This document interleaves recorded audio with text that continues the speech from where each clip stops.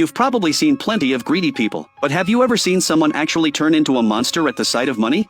A coworker who was normally calm and polite spotted some coins on the ground and completely lost control. He crouched down and started shoving the coins into his mouth and swallowing them like a maniac. Jia watched the whole thing in absolute horror. The man heard her and stood up ready to attack. Li Yun arrived just in the nick of time. The two of them broke into a fierce fight. After a brutal struggle, Li Yun managed to overpower the monster. Under pressure, the monster revealed the truth. It turned out that Li Yun's brother had orchestrated the whole thing, and this monster was a creature from legend that feeds on nightmares, known as Bulgasari. Whenever it swallows metal, it loses control and reveals its true form. In the split second Li Yun let his guard down, the monster suddenly scrambled up the wall like a spider and bolted. It moved incredibly fast, weaving through the warehouse with ease. After circling around, it suddenly appeared behind Jia and grabbed her.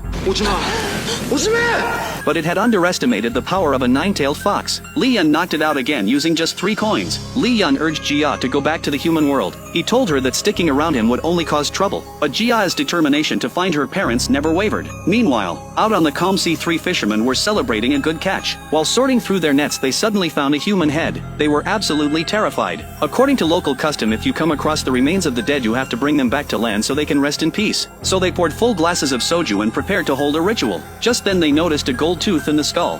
이 앞니, 이거 금리빨 때려박은 모양이 솥이 아니여?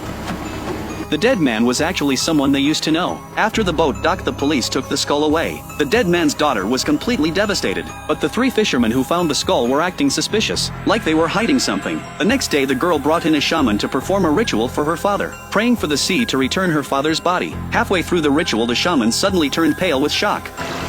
왜요? 없어. 바다엔 없단다. 멍텅이가 머리보다 먼저 왔어요. The head had stayed in the sea, but the body had already come ashore. What on earth was going on?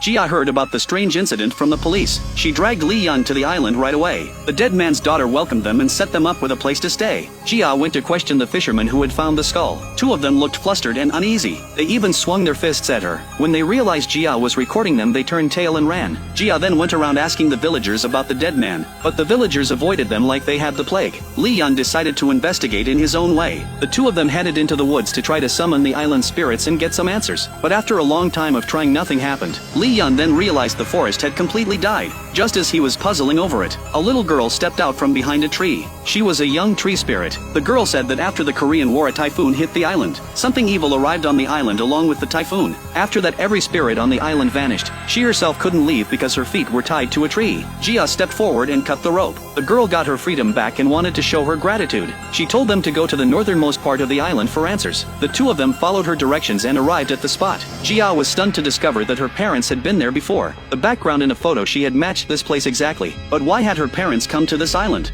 The whole situation was becoming more and more mysterious. The next morning, Li Yun dug up some century-old ginseng roots to bribe the villagers. Tempted by the offer, an older woman in the village finally opened up. She said something like this had happened before, back in 1954. Back then, the villagers had found a human head on the shore, and there were 4 people altogether on the boat the dead man had been on. They were stranded at sea for a full 28 days. Strangely enough, except for old Seo, the other 3 all came back safely. When they were rescued, they hadn't even lost any weight.